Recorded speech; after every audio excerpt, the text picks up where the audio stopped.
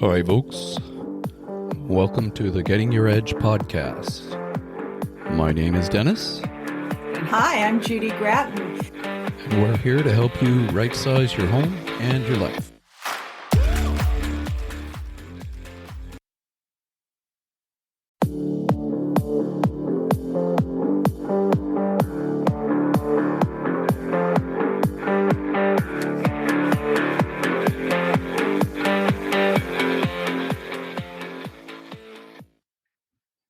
Hey, welcome back to Getting Your Edge, How to Right-Size Your Home and Life podcast. I'm Dennis Day, and I'm here with my co-host, Judy Gratton. How are you, Judy?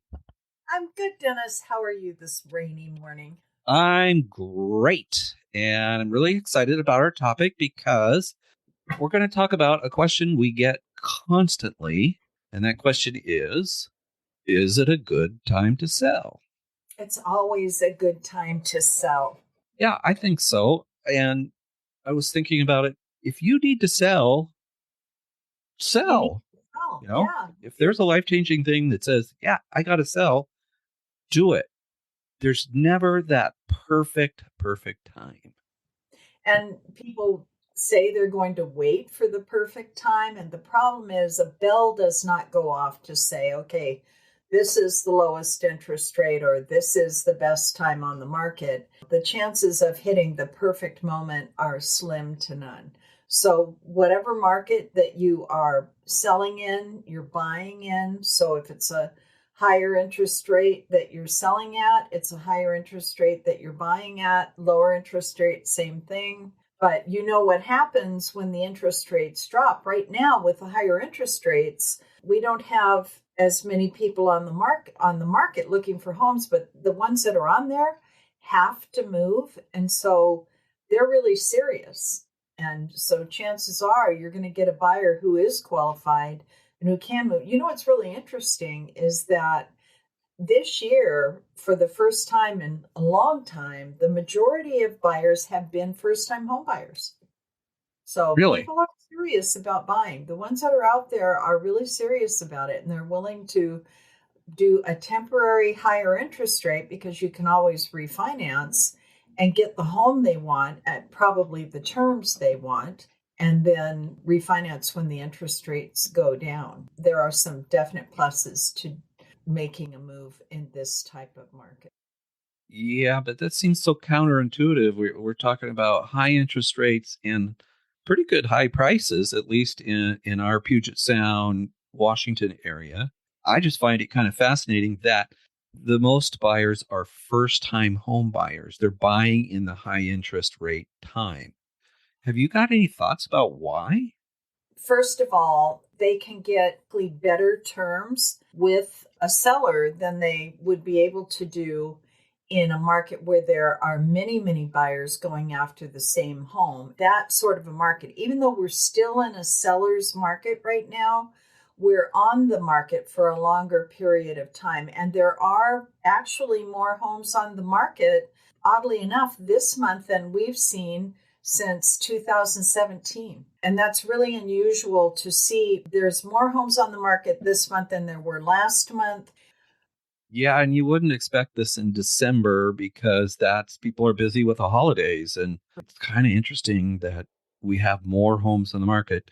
Any thoughts about why? It is a slower market. There aren't as many buyers out there because of the interest rates, but the buyers that are out there are wanting to be able to negotiate terms that are going to make, in the long term, their home ownership better. Maybe they can get the seller to help buy down the rate, or maybe they can actually have the inspection that they really wanted to have done on the home and couldn't do when there were multiple buyers. There are just a lot of terms that can set them up to be in a better position in the home that they finally do buy. And because we do have a little bit more inventory, they are getting to have a little bit more of a choice. And so from the standpoint of a buyer, that's why the serious buyers are out there, because the minute the interest rate goes down, what do you think happens? It's just going to be a mad stampede. I really can't stress that enough, that if you want to avoid high prices, you're going to need to really think about making a move now. Yeah, because as soon as the interest rates go up, it will become that crazy seller market again where you get 10, 15, 20 more multiple offers on a home, and it's going to drive up the price of the home. And then from the standpoint of being a seller, you want to sell your home and downsize or do whatever your choice is, but you also need somewhere to go. And a lot of people have been frozen in time right now because they don't know where they're going to go. But what's really interesting is that because of this high interest rate and because of the somewhat of a slowdown in our market, lenders have become more creative. And we have programs out there right now with lenders that can actually allow you to buy a home first and then sell your home. And there's all kinds of creative ideas out there, different loan products that could accommodate a seller making that move now when it's not a crazy market for them on the other end. All in all, now is a really good opportunity to sell, buy, invest in real estate. And the other thing I think people are beginning to realize is that 2%, 3% interest rate that we got down to, that was in a very rare emergency sort of situation where we were trying to keep our economy going. And you're not going to see that again, knock on wood, because we don't really want another one of those emergencies. So I think if we get down into the 5s or 4s at some point, but I don't think that's going to happen soon. And I think buyers are going, okay, I want a house. I can do this. I may not get as much house as I want right now, but that's how real estate the past has worked. You buy a smaller home and then you work your way up to a larger home and to a larger home if you want. And then when you decide you want to downsize, you go in the other direction. I was thinking another reason that it is a good time to sell is people who have bought their home, say pre-2018, have massive amounts of equity. And I'm going to give you a few stats here. This is for King County, which is the area we live in surrounds Seattle. And this is pretty typical of our area. Your area may be completely different. Every market has its ups and downs and so forth. When you look at 5 years ago, the average price of a single family home was $676,000. Now today, December 2023, the average home is $985,000. That's a 51% increase in your equity. Just by living there, you've gained about $309,000 or $10,000 in equity. That's an incredible investment. Plus, you get to live in the home. And that doesn't take into account that you have made payments on that home. So the mortgage you owe is probably less than what you bought. Think about that 10 years ago. The average home in January 2013 was $409,000. And now it's $985,000. That's $576,000 in equity and a gain over 10 years of 141%. Equity could be defined as if you do sell the home, that's the money that you can walk away with. If you're not selling the home, that's money that you could get a home equity line of credit and pull against to do whatever you want to do, buy the RV, fix up the home.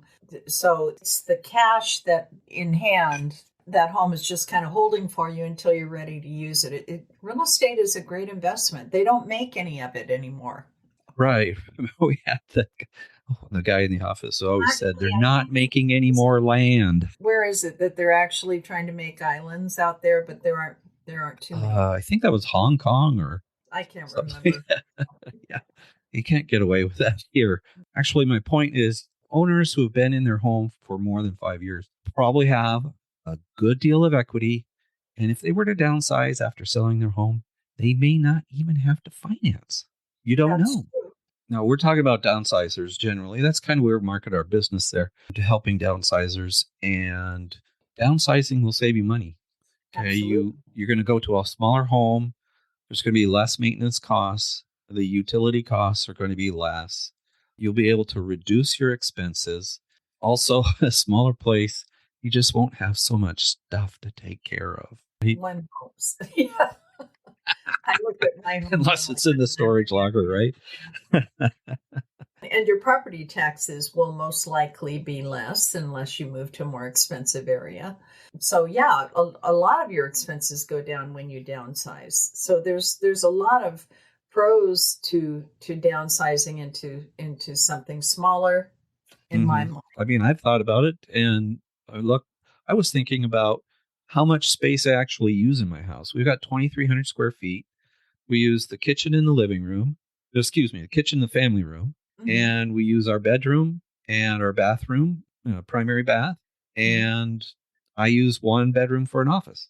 So I'd say maybe 55-60% of the house we use. The rest is just storage for stuff. A Love lot to of get rid of. people, like you're talking about, and the empty nest syndrome, your kids move out and suddenly your home is just, it's full of a lot of stuff in rooms that you don't really use, like you say. That's why downsizing has become really quite a popular thing to happen. As we have talked about in so many episodes, there are so many different things that you can choose to do in the downsizing idea. You know, everything from moving to a smaller home to moving to a different country to riding around in an RV for the rest of your life. There's just a lot of choices there. And that kind of comes to that happiness factor. I was thinking about downsizing to something else is kind of a lifestyle change, and your housing needs change. If you don't need the space of a larger home, and selling and downsizing could really free up equity to do things. It'll make your life less expensive. My experience with the people that I've dealt with over the years, the ones that try and make the decision to make this move earlier generally have happier outcomes. It's really hard when you get to a situation where someone has to move, then their choices are not there aren't as many. Oftentimes it's tied to their health, and it becomes a much decision and move in general. So the sooner that one starts to consider this sort of thing, the easier and more fun it will be. So Yeah, I can attest to that. We've heard the story about when you have a medical emergency or something like that and it forces a change, things are done on the fly. They're not well thought out. They're just kind of by your seat of your pants, and having that plan in place, even if you're not planning, okay, I'm not going to move now in January, but start making a plan for that next move. Really think about what you want too. Because otherwise other people will get involved in your decision making, and you may not like their choices, and you may not have as much of a ability to make your own decisions, and that's really tragic. I've been involved in that more than once, and it is not fun. No matter what, when people downsize, really when anybody moves ever. I remember our first home, and when we moved into the home that we've been in now for over 30 years, I cried. It was a small home. I was happy to be moving into my new home, but the old home had lots of memories, lots of things had happened there, and we had great neighbors, and so it was bittersweet to make that move. And the same, no matter what, you're going to have the same feelings and emotional stress making any kind of move. So you can plan on that happening, but ideally it's really great if you can make your own choices about where you're going with that planning that you're talking about. And we've provided lots of avenues. I think early on we had a list to help you start thinking about what you needed to do to get to where you want to go. I often hear, I want to move, I want to downsize, but I want it in my same neighborhood. They love their neighbors. They love the spot. It works for them, but they do need a smaller house or just want, less. That can be accommodated occasionally, but it's not an easy task. In some areas of the country, I've heard that there has been significant drop in home value. It really hasn't been that way in our area. No, it Um, has. I looked it up. The home prices peaked in King County in January 2022. At that peak, a single home was about $1,018,000, and now it's $985,000, a 3% drop. So there has been some drop in prices. From what I understand, the median price home nationwide is at this point 420,000, which is up 1% over last year. And even 1%, when you think about it, if you have a $400,000 home, that's $4,000 you made by living in your home for a year and paying your mortgage. So that's pretty good. And in other, like here, it's been more than that. And at one point in 2022 to 2023, I think it was 25% that it went up. You don't want them to fly at 25% because you do price people out of the market that just will never be able to buy. So there's this constant balancing going on between interest rates and home prices and appreciation, and it's a tough thing to keep balance so that it works for everyone, but for the most part we manage. It's still a seller's market. So Yeah. what were you saying, that the average home is getting about 100% of asking price? Is that correct? 99.3%, something like Mm-hmm. that. So darn close to 100% of asking in our area in Washington State. That is the case. And the way you determine whether it's a seller's market or a buyer's market is by how much inventory, how many homes are for sale. And we gauge that on how long would it take us to sell everything that's on the market today if no more were added. And if it would take us a month to do that, or 2 months to do that, or 3. So a balanced market where you make an offer, you negotiate your offer, there aren't any additional offers coming in. That is 4 to 6 months of inventory. And at one point in 2022 and 2023, and at the beginning of 2023, we were seeing less than a week of inventory in the majority of at least the Puget Sound region. It was insane. And right now we're at 2.5 months of inventory in Washington State. And so that means that if no other homes came on the market, it would take 2.5 months for the homes that are currently on the market to completely be gone. Mm-hmm. And that is still underneath that 4-month mark. So that's still a seller's market. But eventually people move because they have to move. Mm-hmm. And buyers buy because they want to get into the market. The current market conditions, like you said, it's still a seller's market because we're at 2.5 months of inventory.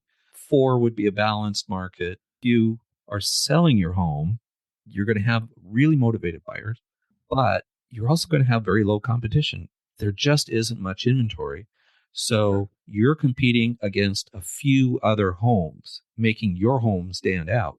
So in reality, is it a good time to sell? It absolutely is a good time to sell. Are interest rates high? They are. They have come down a little bit, and they're anticipating that they will come down more. We're not anticipating that they will get back to those 3s, and it may be a while before they're 4s. So if you have to make a move, make your move, because or whatever you sell, you're buying and selling in the same market. Well, I want to stress that people should get all the information possible to make a decision. You need to know what the market's like. You need to know how much your home is worth and how much equity you have.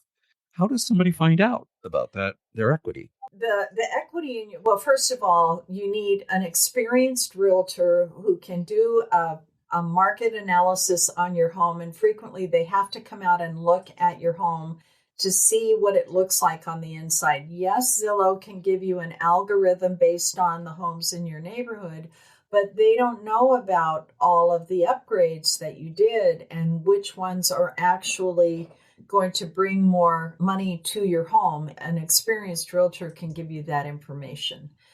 So they can tell you what your home would sell for. And then you need to look at what your current mortgage is and what we call it your net proceeds, or how much money you'll walk away from. And that is your equity.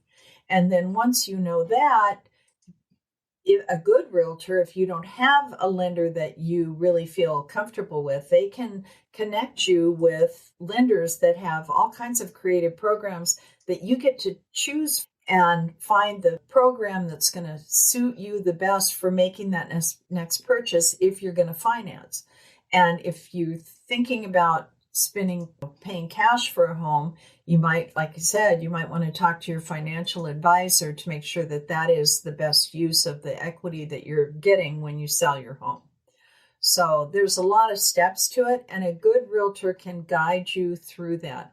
And the thing that people really need to understand is every time a home sells near theirs, it will change the value of their home. And yes, Zillow will give you a rough idea, but I have seen fluctuations in value from 1% to 15-20% from what Zillow thought the home would sell for to what it actually sold for. It's a good place to start, but if you want a really solid number, you should have an experienced realtor do a market analysis for you and explain it to you. And we'll do that free. No obligation or requirement. And it's like you wouldn't do brain surgery yourself. You're experienced in the field that you work in. A good experienced realtor has lots of information that you may not be able to get anywhere else. Maybe getting a home equity right now will help you decide your next 5-year plan or 1-year plan. But True. We just want to do good things for people to help them out, get the information out to them. Anything else you want to add, Judy? I don't think so at this point, Dennis. All right, that's it for this episode 29 of our podcast. I'm pretty amazed that we've got this far. So that's it for the Getting Your Edge, How to Right Size Your Home and Life podcast. I hope this was good information about whether it's a good time to sell. And yes, it is. We'll hope to see you back for the next time. Please reach out to us if you want that home equity report your home is worth in a snapshot to give you an idea of where you are at. Thanks so much. Bye, Judy. Bye, Dennis. Bye.